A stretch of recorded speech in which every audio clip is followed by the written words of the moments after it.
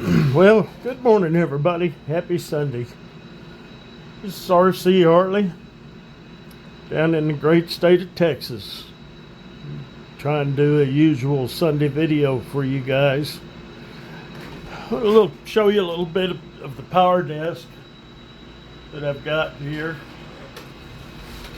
This is a Kato SD40, which has been custom painted over to the DG&O, which is the Dallas, Garland, and Northern, I think. It's called the Dingo. They run up in the Dallas area. This is going to be one of my Dingo units. It's going to be running on the branch line between Dallas and Fort Worth. Come on down here and we have Atlas U25B Southern Pacific. I've actually got two of them. Good friend of mine, Jack, go check out his YouTube channel, Jack. Donated these to the layout because he was getting out of N scale and he's going purely HO scale. So I've taken them, I've cleaned them, done little modifications to them to make them run a little bit better. So yeah, that's going to be a SP local, I believe. Also, back in the back here, I believe this would be a Scale Trains C44-9. No, I'm correcting myself. It is a B30-7W. It's an Atlas. Good running little unit. I'll do some reviews on these later on, each individually, and yeah, we'll go from there.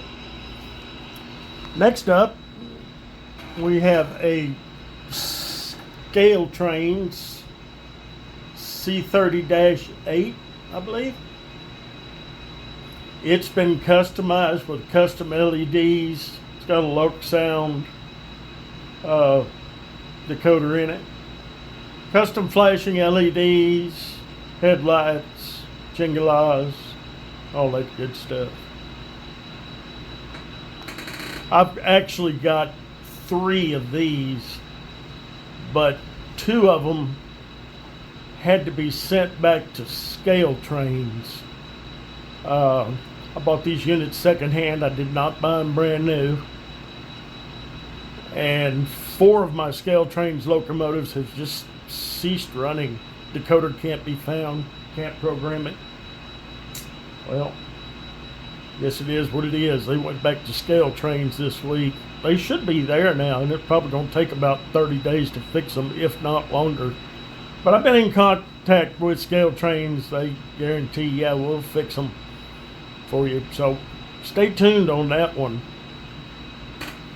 Next we have here is another Kato SD40. I'm going to tell you right now, I really like Kato. Kato has always been one of my favorite locomotive brands. Shout out to Kato USA and Kato Japan. If anybody's watching from Japan, drop a note in the comments. Let me know where you're at. So the only thing I don't kind of like about it is they're not prototypically painted right. That walkway should be Santa Fe blue. So later on, it's going to go to the workbench. I'll do a video one of these days on my workbench, where I work on all my cars, work on my locomotives, stuff like that. But anyway, that walkway is going to get painted blue. She's going to get weathered up some. She'll probably get some roof mount air conditioners and, you know, stuff like that. And it'll be patched over to BNSF. Next over here, we have an Atlas SD60 in Conrail. That's another donated locomotive from Jack Jack. Not sure what I want to do with it yet, because Conrail, in my era, Conrail is already gone. So it may get patched over to a leasing unit. I might send it over to the UP and let UP use it. It doesn't have a sound decoder. It's just a regular decoder SD60. So now we come to an oddball here. This is a BNSF SD90. I know some of you people out there are screaming in your mind right now, Burlington Northern and Santa Fe never had an SD90. Well, guess what? My Burlington Northern and Santa Fe has got an SD90. She was custom painted by a gentleman named Tom Bardson.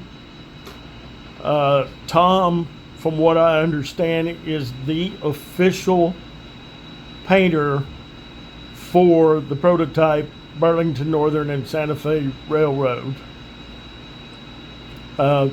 He took this one and painted it up in a Heritage 2 because my actual road colors for my layout in my era is, for the wide cabs, is the BNSF Heritage 2, which I've always thought is just a beautiful paint scheme, and I wish BNSF had never gone to the Nike scheme or whatever. So moving on down the line, we have Cotto, Union Pacific, also I lovingly call Uncle Peter, SD70 ACE. This is the newest era locomotive that I have on the layout, and it almost looks like a baby SD90. But it's an SD70 ACE. Cotto has a standard decoder in it, does not have sound. I may put sound in it later on, and I also have another one of these SD70 ACEs, which is Salute to Our Veterans. And I got it because I'm an Army veteran myself. I served in the United States Army, and if Enforcer Matt comes by to check out my channel, 19 Delta's a Cav Scout, buddy. I have to say that laughingly because I watch a YouTube every night at 9 o'clock religiously. It's called The Enforcer. Go check them out. They are an awesome news channel. They don't report anything that doesn't have a video, a picture, or hardcore proof that it happened. And so the Enforcer and Enforcer Matt, if you come by, welcome to my channel. I hope you enjoy looking at the videos as much as I enjoy watching y'all. Anyway, now we come to a Scale Trains SD40-2 EMD demonstrator with ESU Loc sound. It's got all the bells and whistles, and yeah, it's the locomotive I use as the cover tag for my channel. She's good running locomotive. I've been pretty proud of my Scale Trains locomotives, except for those decoders dying. And I believe those decoders in those engines that went down, I believe they're like first generation ESUs.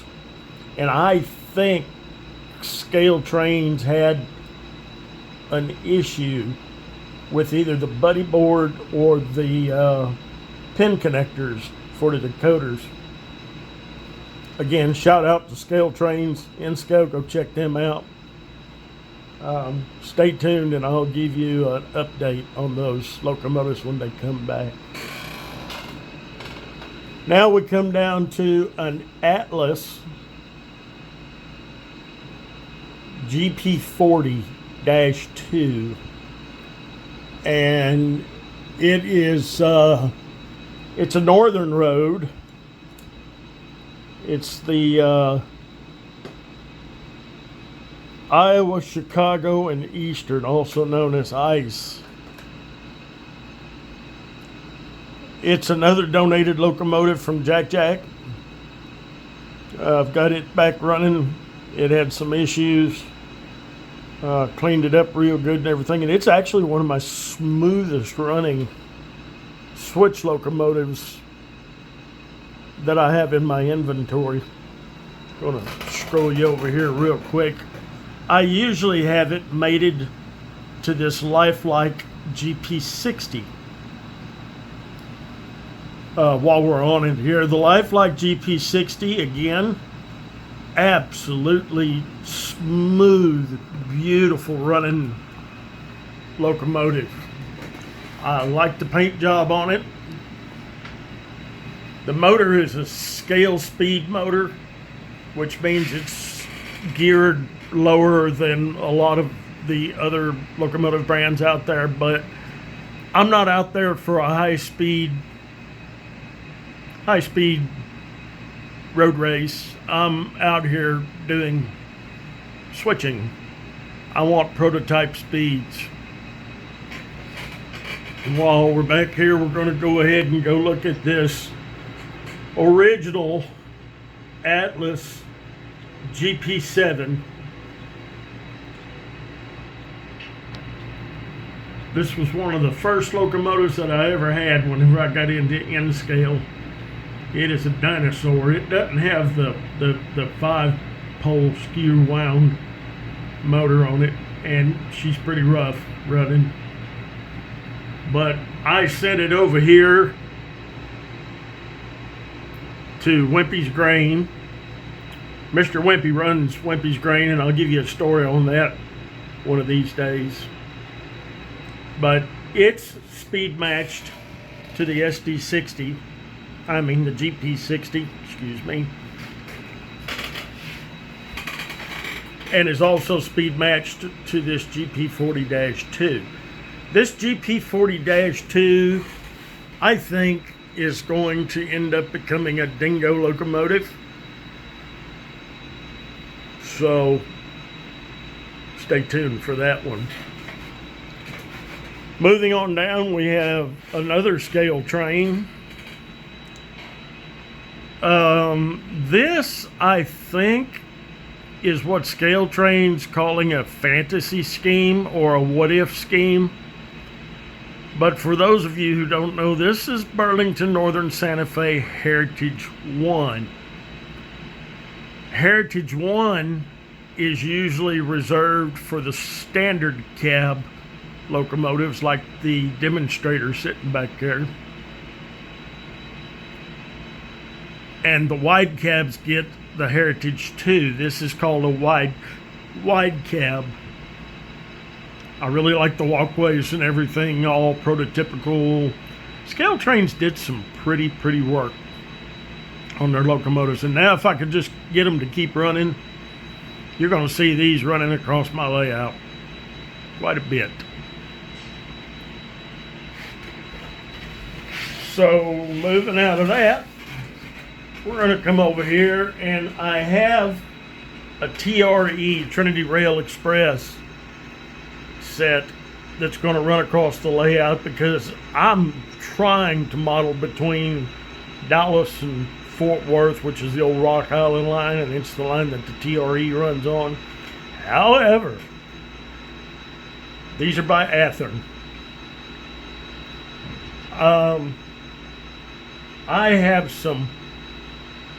I have a little bit of heartaches about Athearn N-scale, because most of the locomotives that I've got have not been very good quality locomotives. That being said, my F59 PHI, which I set off to have custom lights, custom ESU sound. It even says, now arriving TMP station. It was beautiful. I think I've got a short running somewhere of it running on my layout here. Y'all go check that out. But anyway, the motor cratered on it, and it's because the brushes for the motor are not firmly mounted into the sides of the motor to contact the the stator. So it's going to have to come apart. I hope it can be repaired, but as of right now, I'm having to use an Athearn F45 PH or an FP40, something like that. I don't know. I'll have to get the box and look at it. But it's an Athearn. It has sound. I love the paint scheme on it. The issue that I have with it is you can't adjust the CVs on the stock sound decoder that they have in this locomotive. You just can't do anything with it. It's not loud.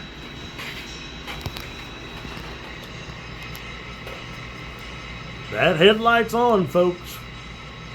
But it's so dim you just can't see it, you can't adjust it. It's a pretty locomotive. I also have another one, which is an Athearn like this one, but it's red and silver. It's a red and silver Santa Fe number 108. I'll show you that one later because it's down with issues now also. So between Athearn and Scaled Train's problem with the decoders, that's the two that I'm really kind of down on right now. I'll go into more detail about that later on. So, that being said, this morning I come into the layout room and summertime has finally hit here in the great state of Texas. Looking out the window, it's only 20 minutes till 12 here in Texas, and it's already over 90 degrees out there. So I went down to the store and I said, you know what, it's hot. It gets hot in the afternoons in this train run, and I think it's creating some problems. So I hung a fan coming down the hallway to try and blow cooler air into the room here. That just hasn't worked out very good. So, that being said, this morning I took it out of the box, I hooked it up. It goes to the window for the exhaust. Little water drain over there into the bucket for condensation, and I now have an air conditioner running here in the train room. It's called a portable unit, and it's made by a company called Midea. Oh, well, I say that. Cato. But it has a remote. It's set up for, like I say, portable use. It can be assembled and disassembled and moved around and stuff like that. One of these days, folks, this wall here is going to come out. It's going to go away. The closet's going away. That wall is going away. And on the other side of that wall is a 7.5 wide, which, believe it or not, from this corner over to this corner is 7.5 feet wide. And it goes out 35 foot. When that room gets hooked up, there's going to be a couple more AC units put out there. There's going to be lights put out there. Rebuild the walls, rebuild the floor. And this helix is going to come out. Right now, this is my staging down here. It is, I think it's 10 tracks. It's 10 tracks wide. Right now it's storing my other SD80 in red and silver war bonnet and my Amtrak train. My Amtrak is the Texas Eagle. I'll do another video on that if anybody's interested. Let me know in the comments if you're interested in me sighting in on a special area of the layout here, or a special train, or a special locomotive, or what I did with the locomotive, or something like that. But anyway, we come out of staging, we circle up through a helix, which is built with all thread and Kato track. And somebody looked at this one time and said, "Oh my God, that's horrible." Well, let me tell you something, Han. It works. That's a 2% grade coming up to this area right here, and then it continues up on this all thread all the way around. And the surface of this Kato track is strong enough to hold any N-scale train that you want to run. I've run a 100-car train up and down this helix, and it works absolutely perfect. And it's removable, and it's adjustable. I can adjust the super elevation, I can adjust the grade, I can adjust the route, the roadway, and it's just worked for me. But it circles up, comes across the layout, and then on that back wall it goes back down again and comes down another 2% grade, coming down, circling around, and going back into staging. This is the layout as of right now. Staging is going to supply me with the out-of-town trains for the classification yard, which is over there. That classification yard is going to blow through that wall. I don't know if you see that line right there, but that's coming out. That's going through that wall, through the guest bathroom. No, we're not going to have cameras. We're going to go through the next wall into the middle room, which is my office where my workbench, all that's at. So, anyway, that being said, this video is getting a little bit long. It's up to 23 minutes. So, again, I'm going to show you the AC unit, and it is blowing nice and cold. It's blowing nice. I'm going to let her go. Right now, it's a 15 amp unit. A 15 amp unit. Most of your standard wall plugs in a residence are 15 amp plugs. However, you may have multiple plugs on the circuit going to your breaker box in the house.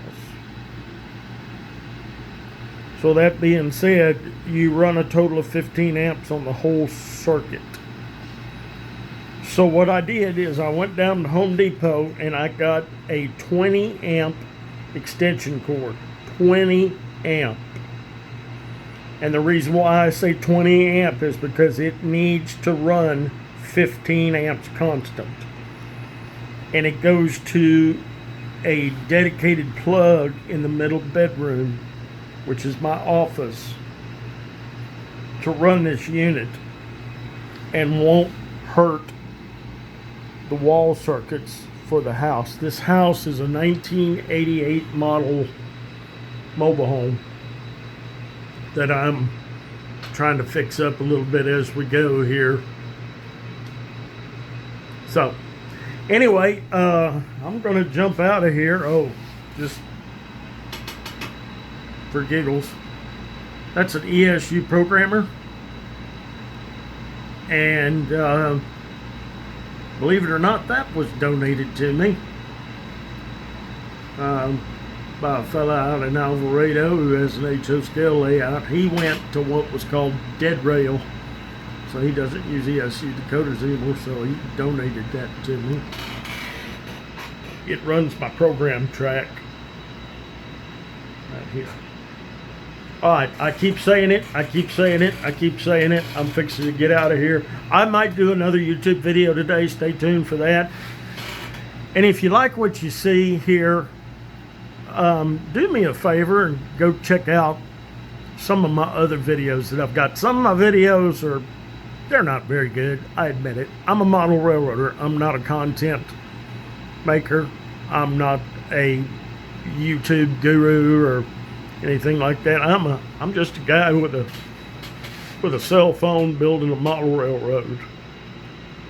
So if you like what you see and you're new to the channel, do me a favor and hit that subscribe button, because I try and do a short or 2 shorts or 3 shorts a week, and I try and do 1, maybe 2 videos a week. And if I get bored and I come out here, I might just do it again. So click the like button if you like it. Click the down button if you don't like it. Because if you don't like it, okay, that's cool. You're not going to hurt my feelings. But I asked, leave me a comment in the comment section and say what you're not liking about it. Because if it's something that I can fix to make better content for you, I'll try and do what I can. Because what I want to do is I'm just trying to share my model railroad with the world. Anyway, y'all take care. Stay frosty.